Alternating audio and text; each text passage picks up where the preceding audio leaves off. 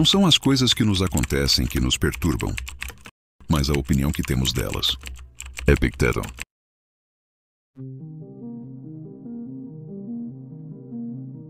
Você não é vítima, você é um sobrevivente. Tudo o que você perdeu na sua vida vai ser substituído por algo melhor.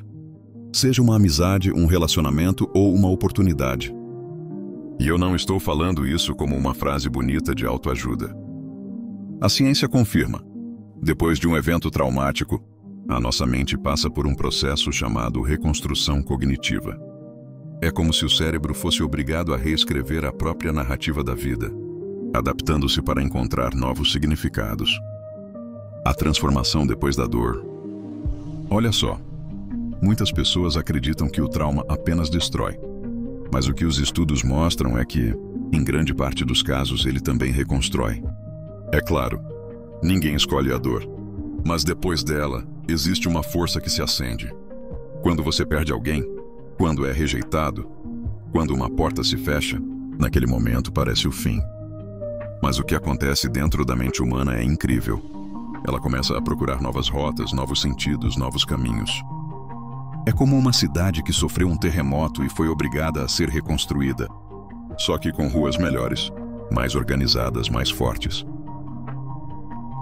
Você não é vítima, é sobrevivente. A vítima é alguém que se define pela dor que sofreu. O sobrevivente é alguém que se define pela força que encontrou. Você pode ter perdido coisas que eram essenciais para você, mas agora, no espaço vazio que ficou, existe terreno fértil para algo ainda maior nascer. Relacionamentos terminam, mas isso abre espaço para vínculos mais maduros. Amigos vão embora, mas isso libera espaço para pessoas mais verdadeiras entrarem. Uma oportunidade se fecha, mas isso força você a enxergar horizontes que antes nem eram considerados. Tudo o que você perdeu será substituído, não por uma cópia, mas por algo mais alinhado com o seu crescimento. Reconstrução cognitiva, a ciência por trás. Os psicólogos chamam isso de crescimento pós-traumático. É um fenômeno em que, após a dor, as pessoas não apenas se recuperam, mas muitas vezes alcançam níveis de resiliência e clareza que nunca teriam sem o trauma.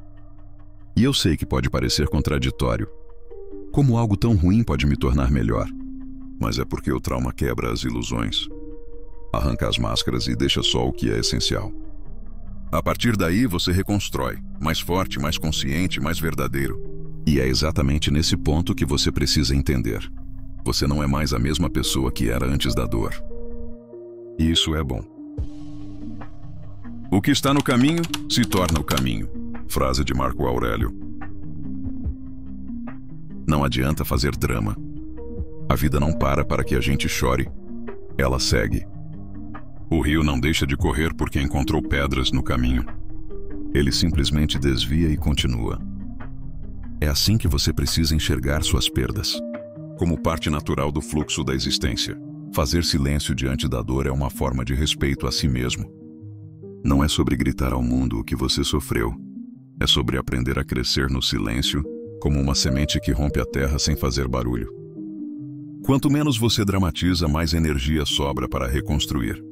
E é nesse silêncio que a verdadeira força nasce. Você não é a mesma pessoa que era antes da dor. E isso é uma bênção disfarçada. A vida quebrou você em pedaços. Mas agora você tem a chance de escolher como se reconstruir. E aqui entra uma diferença brutal. Enquanto alguns ficam presos no papel de vítima, outros usam a dor como combustível. E esses são os que florescem. Os estoicos, como Marco Aurélio, já sabiam disso há séculos. Ele dizia: o obstáculo é o caminho. Ou seja, aquilo que parecia um muro na sua vida pode se transformar em um degrau. Epicteto, que nasceu escravo e perdeu tudo, ensinava que não é o que acontece com você que importa, mas como você responde. Isso é libertador, porque a vida pode tirar tudo de você, mas não pode tirar sua capacidade de escolher sua resposta. Como transformar a dor em poder? Passos práticos. 1. Aceite a perda, mas não se defina por ela. A vítima diz: eu perdi, então acabou. O sobrevivente diz: eu perdi, então agora eu vou crescer. 2. Respeite o processo de reconstrução. Estudos mostram que o cérebro precisa de tempo para ressignificar o trauma. Não apresse, mas também não paralise. 3. Diga não à autopiedade. O mundo não deve nada a você. Lamentar eternamente só reforça o papel de vítima. A força está em assumir a vida do jeito que ela é e ainda assim avançar. 4. Escolha um propósito maior. Quando você atravessa a dor, precisa de algo que te faça levantar todo dia, seja sua família, sua fé, seu trabalho ou o legado que você quer deixar. Conclusão: de sobrevivente a criador. Você não é vítima, você é sobrevivente. E mais do que isso, você é o arquiteto da sua própria reconstrução.